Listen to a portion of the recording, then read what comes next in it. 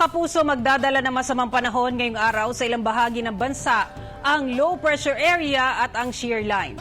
Namata ng pag-aasang LPA 470 kilometers silangan ng Virac, Catanduanes. Sa ngayon, mababa ang tsansa nitong maging bagyo.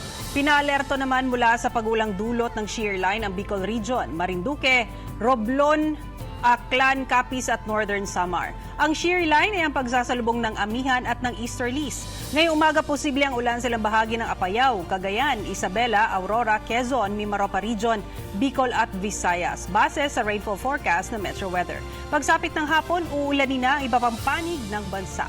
Posible ang heavy to intense rain sa ilang lugar na maaring magdulot ng pagbaha o landslide.